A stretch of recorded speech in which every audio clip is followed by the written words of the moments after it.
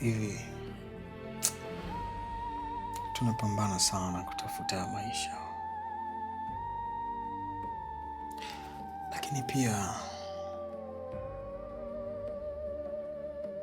duniani sometimes hatukai milele, na muda mwingine tunawatafutia watoto, lakini kuna wazazi wengine wanaumia kwa sababu watoto waliowatafutia vitu vyote vilivyotafutwa wao wamevichezea, wameviharibu. Saa ngapi sasa hivi?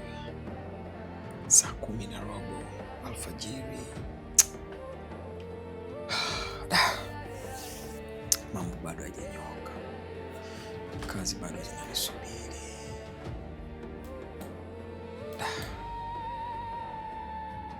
Lakini bado kunahitaji maisha ya kuishi.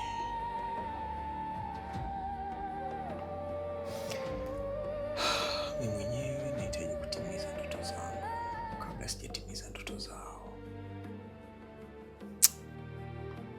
Anyways,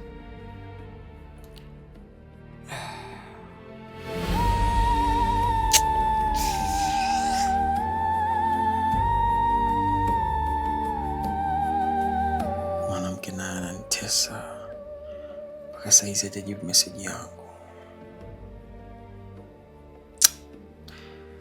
Wanaume tunapitia changamoto nyingi sana. Nipate kahawa.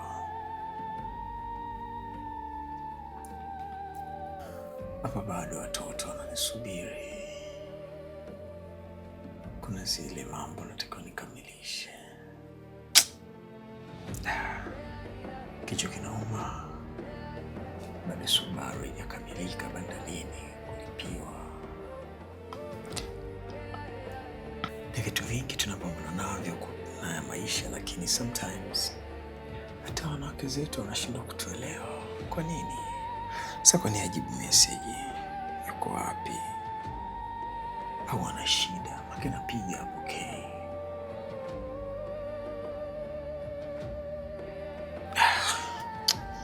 Jaribu kupiga tena. The number you have dialed is not in service at this time.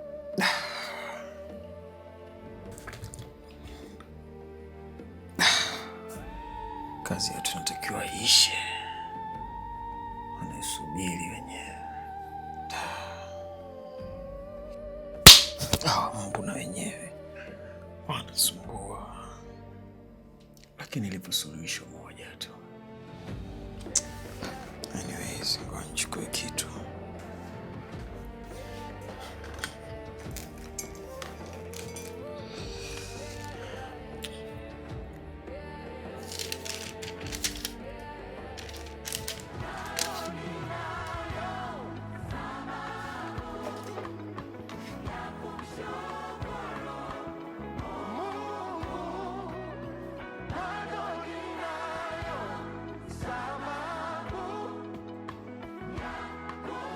Simple.